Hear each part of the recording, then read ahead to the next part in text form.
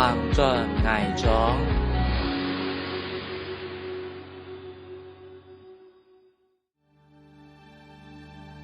土红的油绳，一阵风吹走的红的奶，没吹向后上的树。耶稣盘古铁条内，放出一盏铜炉燃身。天一条土涌出一暗光的路洲，第三条无奈无土，看到矮有深度的空气，涌出一台暗光的少年，在后上的树反对灯。等新嘅天空染到绿色的土红嘅，等土身烧出海杂石台嘅日嚟。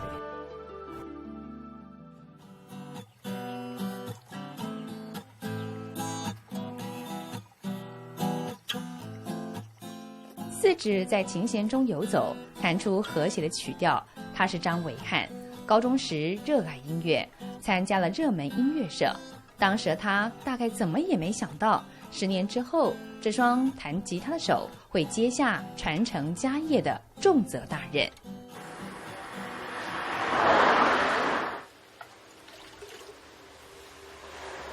拿起土条接在底座上，逐步的加高瓮壁。张伟汉熟练的手挤胚技法，不到1个小时，一个极细高度的陶瓮就成型了。像手挤胚，就是因为现在老师傅也没有了，当然手挤胚你做很小的东西也不行啦。当然是手挤胚就是要有一定的规格，才方便用手挤胚。当然手挤胚它可以做无限大，你只要会手挤胚，你要多大你都做得出来。就是它比较不局限在说手拉胚，你需要用很大，比如说想3团土，你才可以拉那么大。那你可以用手土条的方法慢慢接，慢慢接，可以接到很大这样子。技巧性来讲，手挤胚可能要做个3年以上，持续做，你才有办法真正做出传统的手挤胚的功力。因为现在很多市面上说你做创作的做手挤胚，可是你创作的手挤胚跟我们传统的基本功的手挤胚可能有一些不太一样。一般人熟知的手拉胚是利用机器旋转产生向外的离心力，将陶器塑形；而手挤胚则是利用土条一层层盘绕制作陶壁。比起手拉胚，可以制作更大的器皿。张伟汉是这间苗栗窑厂第3代的接班人。这间超过50年的窑厂是张伟汉的爷爷张信祥所创立，更是现在台湾少见以手挤胚方式制作大瓮及大缸的传统窑厂。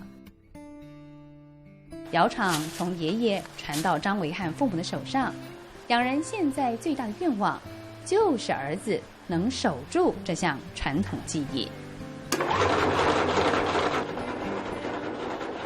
炼土是做陶不可或缺的一环，陶师依照经验调整水土比例。早期制陶业兴盛时，窑厂会特聘1名员工专门炼土。土来，我们要先把它软硬度，还有它的把它中和啦，然后我们看怎么使用，要把它软硬度调适中这样子。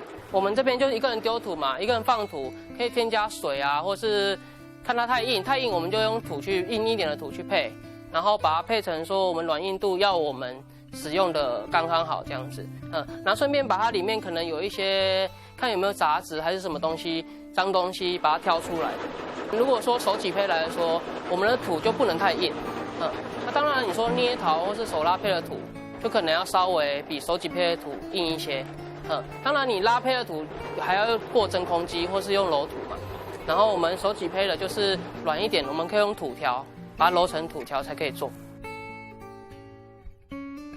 日治时期，台湾有5大窑区，包括北投、苗栗、莺歌、台中、南投。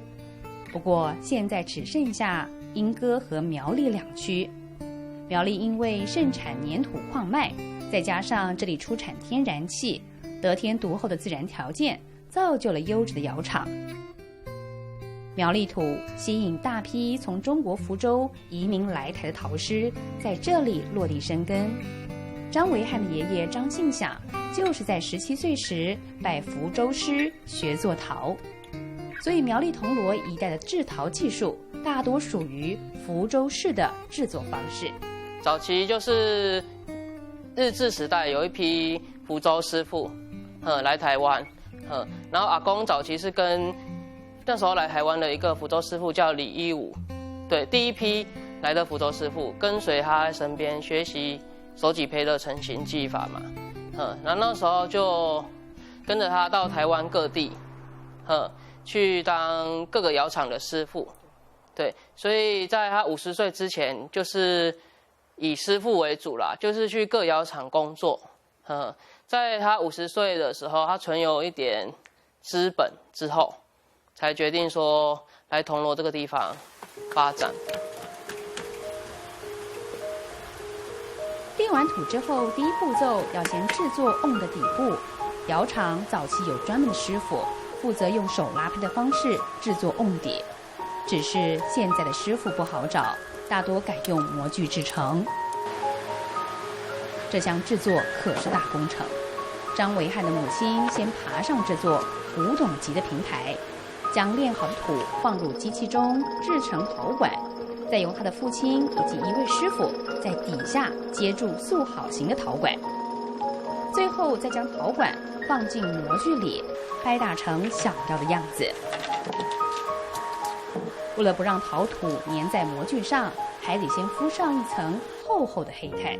分工很细的，拉胚师傅做拉胚的底部，手挤胚师傅做上面的第2、第3部分等等，只是后来都变成分工没那么细之后，都变成手挤胚一个师傅自己打底，然后做成底部嘛，底部再从底部开始接上去，然后我们的那个机器是因为我们早期有做陶管，以前塑胶还没出现的时候，就是我们做陶管机用来做水管。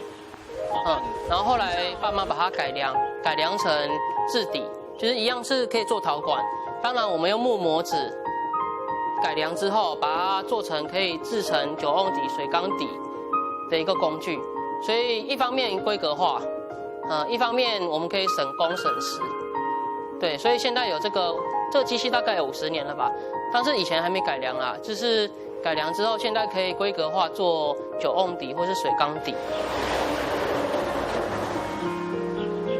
说到了大瓮，张维汉家制作大酒瓮，早年在台湾相当知名。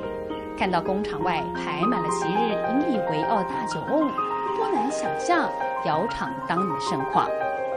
1983年，张维汉家标下了公卖局的酒瓮，原本以制作外销陶瓷为主的窑厂，开启了酒瓮生意。窑厂已雇国宝级师傅徐新昌与当时的员工制作出800斤以上酒瓮，让窑厂一战成名。民国60、70年的时候，爸爸就跟人家合股开始做装饰陶瓷。那时候家家户户就是都在做红衣酒啊、装饰陶瓷那种东西，做加工、代工等等啦。那时候光我们这边的加外包的，就是大概有100个人。民国90多年之后，公卖局需要500斤、800斤，等于300公升、500公升等等的大小的酒瓮。那时候台湾没有人做，也没有人敢去标，因为没有人做过，就是它困难度及技巧性上比较高啦。那时候没人去标，那时候爸妈就想说没人做，那我们就来试试看。所以那时候酒厂我们就去标那个大酒瓮的部分。标下公卖局酒瓮的张家，全家都投入了生产线，包括张维汉的母亲彭秀梅。彭秀梅是全台极少数会制作手挤胚大陶瓮的女性。回想当年要制作出众的陶瓮，还得肩挑搬运，对她来说真是一段辛苦的回忆。都是放在天然的日晒，可是日晒很辛苦啊，因为它都要晒差不多10几天到半个月，又怕那个一下雨它就会变成泥浆啊。那时候就是用挑的，其实我当小姐是没有挑过，那挑的真的好辛苦，这个肩痛到不行。那时候刚好又怀孕又那个哈，真的眼泪都会掉下来。现在的彭秀梅已届龄退休，但她依旧踏着稳健的脚步，在瓮上拍打花纹。这个动作除了能让瓮更美观之外，也能够辨别陶器的功能。像是苗栗出产的陶器，就会在水缸上拍圆圈，酒瓮上拍直条纹。而这个拍打动作，也是为了让瓮壁变得更扎实坚固，不容易破碎。手上这个是我们师傅，每一个师傅他都有自己的拍子，这个是我们老师傅留下来的，这个叫做龟壳花，它是这个是用泥土做好，然后我们烧出来，他师傅再做出来，这个就是锤子铁架，我们这样子锤，就是内外要对称，这个部分啊，这个很厉害，他这样锤，啊每一个都很均匀。老窑厂即使到了第3代接手，仍然坚持保存旧有的传统工法和制瓮精神。每个月有2天的时间要祭拜窑神，这是几十年来不曾改变的习惯。我们拜的这个是窑神，罗明罗文，早期罗明罗文就是传统窑厂都会拜的窑神。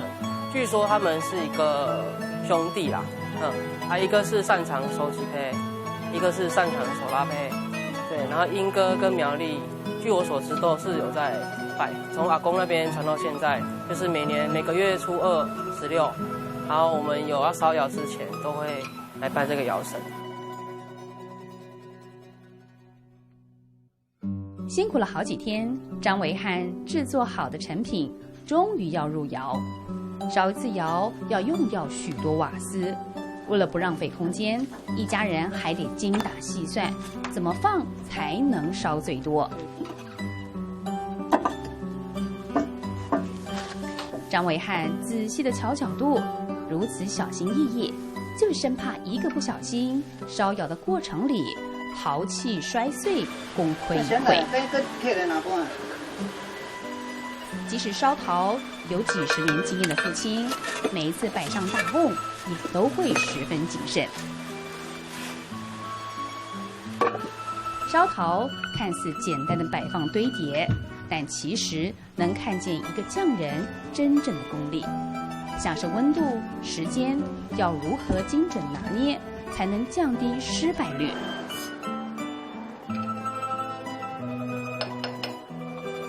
苗栗得天独厚的瓦斯天然资源，成了烧窑的绝佳利器。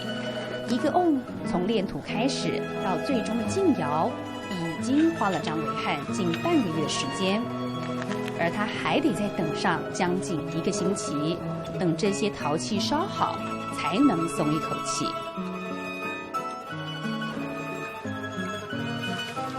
每个瓦斯口都点上了火苗，关上窑门之前，张维汉再三确认，以制作精品的心对待每一个器皿。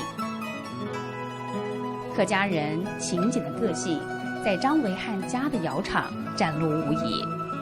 窑里正烧着熊熊大火，大瓮正逐渐完成，而还没有入窑的大瓮，在窑的上方排队，一个个站好。就是为了利用窑散发出的余温，将大瓮一个个烤干。我们都是以太阳日晒的方式为主，可是日晒方式它变成说，如果你中午啊，或是太阳大的时候，你胚体在外面，它收缩率强，一次收缩太多，它就容易会裂，导致说我们现在这上面这底下是窑。我们上面架了一个铁架，变成说我们胚体做好，我们就送上来。当我们下面的窑烧制完成，它的窑温上来，我们胚体放在上面，下面烧好，我们上面也就干了。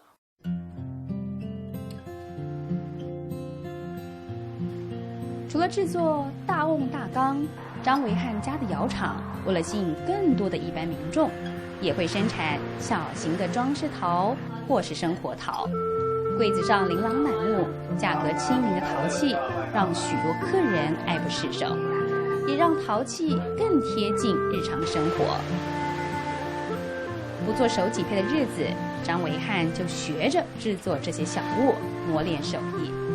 其实我们一直有在改变啦，以前都是纯订单量产为主，对。当然近几年来，就是我们订单量产就慢慢有稍微减少，但是因为我们主要还是这个嘛，所以不能一次是减少那么多，就是有稍微慢慢减少，然后增加一些零售啊，或是一些客制化的东西。张维汉在技艺上不停地往前追寻，但这项产业却渐渐停下脚步。台湾陶不敌便宜的中国陶器，再加上塑胶制品的普及，使用陶瓮、陶缸的人越来越少。接手第3代，该如何突破这个瓶颈呢？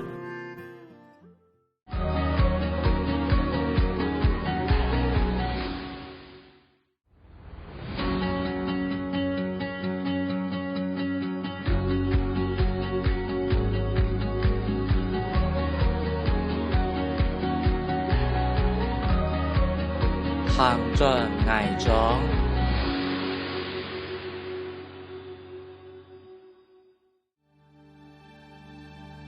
土红的油绳，一层风吹走的红的奶，没吹向后上的树。也是盘古铁条奶，绑出一盏铜炉人生。天里条土涌出一暗光的路洲，第3条无奈无土。看到爱有深度的空气，涌出一台暗光的水泥，在后上的树含对灯，灯新的天空染到绿色的土红的，灯土身烧出海杂石头的你嘞。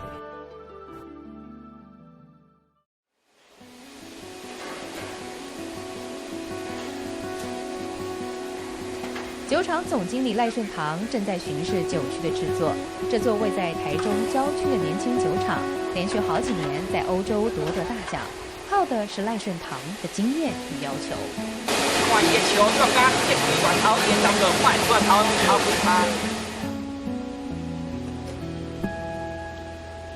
员工将做好的酒区送入低光、高湿的小房间存放。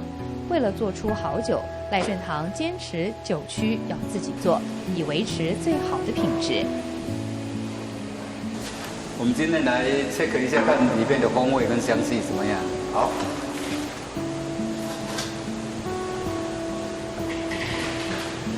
好，也有你的来调，先给它搅均匀一下。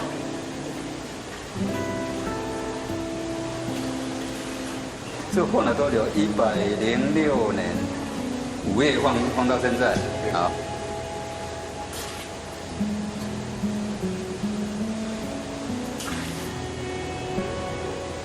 香。香哦。哎，芳。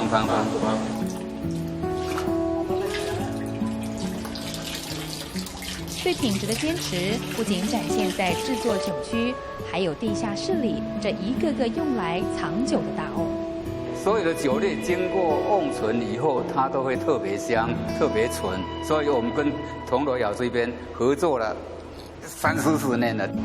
陶的东西有毛细孔啊，不管是你装酒、装酱油、装醋，他们都喜欢用陶制品，就是因为陶的东西有毛细孔，可以让他们呼吸。装茶叶之类的可以加速陈化。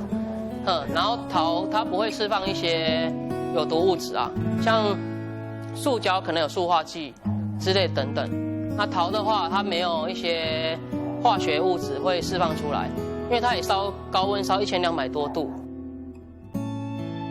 这次也要好好的让它调整一下它的风味、香气。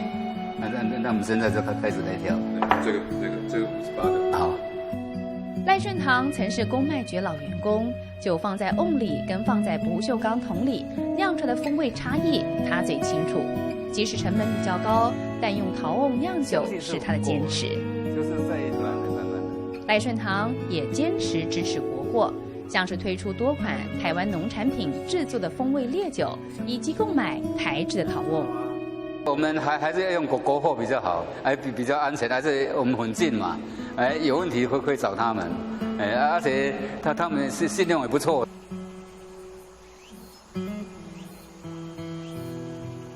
刘刘美霞同样也是窑厂死忠支持者，在她庭院里处处可以看到陶瓮，个个是她的心头好。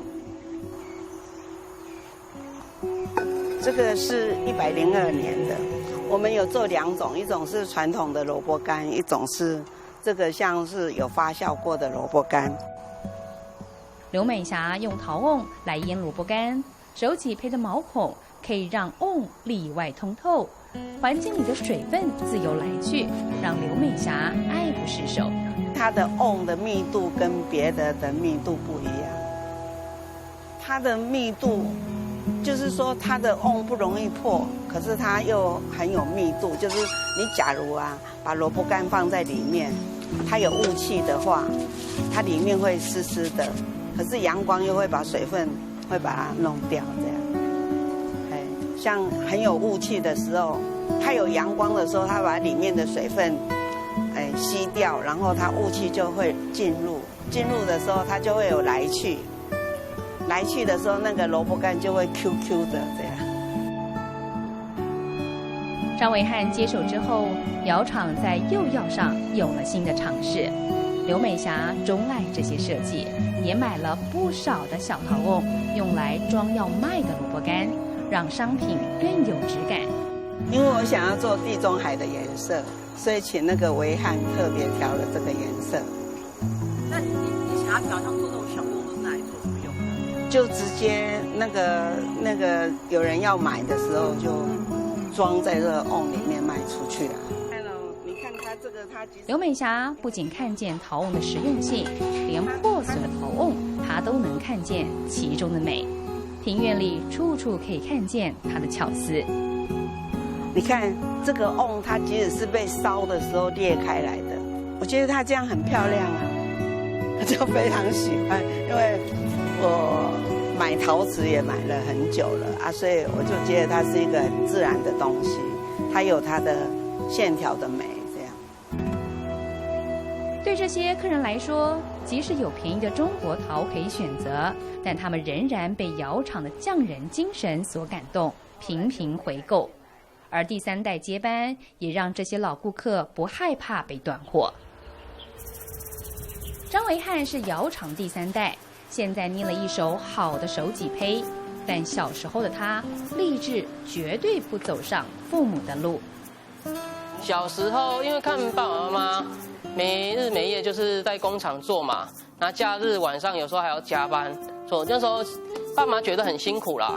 然后也觉得不让我们做，然后我们自己想说，好，那以后我们就办公室吹凉凉的啊，工作一个月大概3万也有啊，对啊，然后没有想那么多，然后后来是想说，大学之前都想说没有要回来做这个，那之后大学的时候，爸妈就一直跟我讨论嘛，就说我要回来接班，还是说以后出去找工作之类的，然后我自己会想回来，是因为那时候想说，爸爸年纪也慢慢的越来越大了，然后体力也大不如前，然后最重要是想说，这个传统技艺没有传承下去，就没了。舍不得爸妈负担这么大的体力与心理压力，张维汉决定回家接手，但继承家业可没想象中的容易。温度还可以吗？还可以。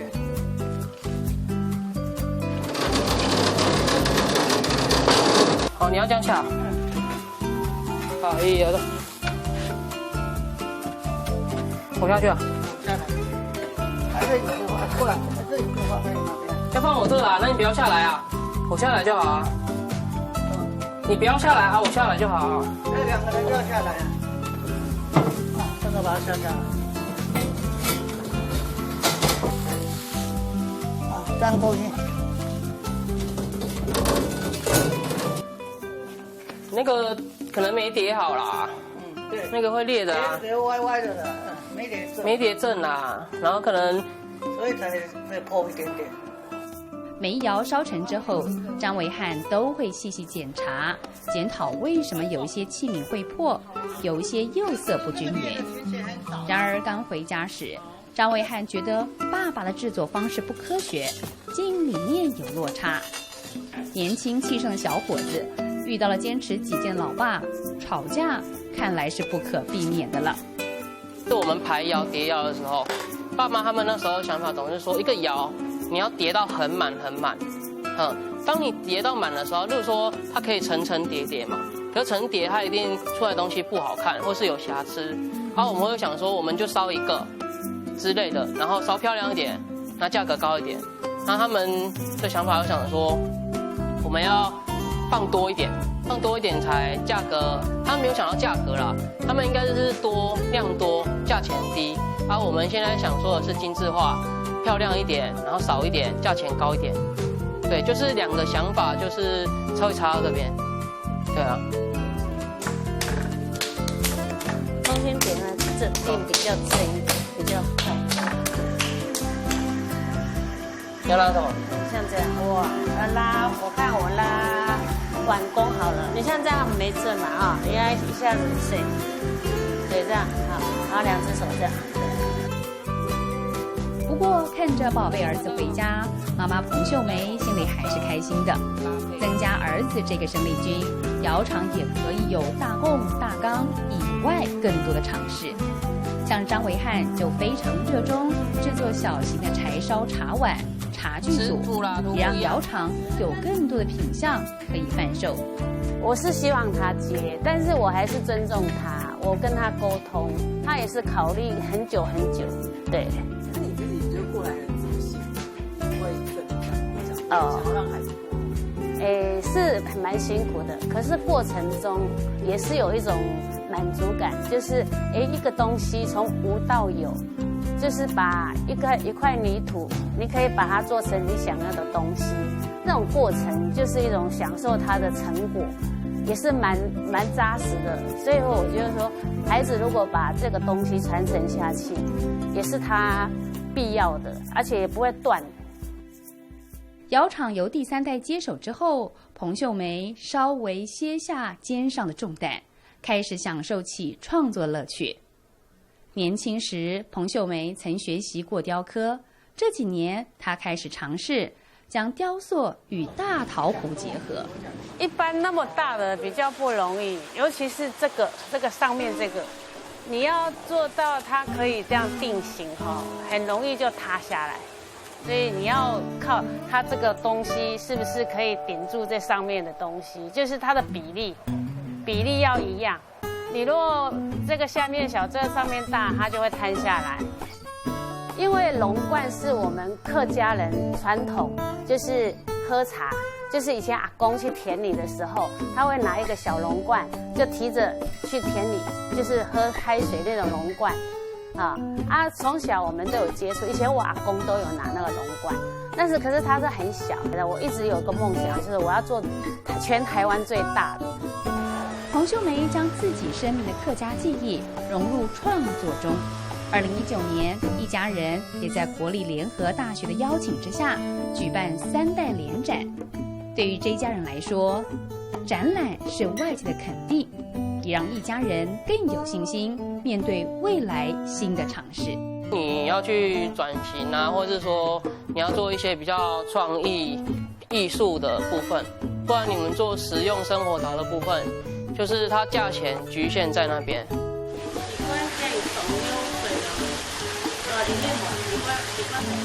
这几年，彭秀梅积极将艺术陶艺融入造景，广受顾客好评，也让张维汉开始思考窑厂其他的可能，增加一些零售啊，或是一些客制化的东西，就是少量，然后价钱提高，让一些有需要特别定制的那种，对，像不想大型景观也有啊，有像做流水大型景观或是园艺造景，这些都是以前可能没有的，就是未来可能会从这些方向去走。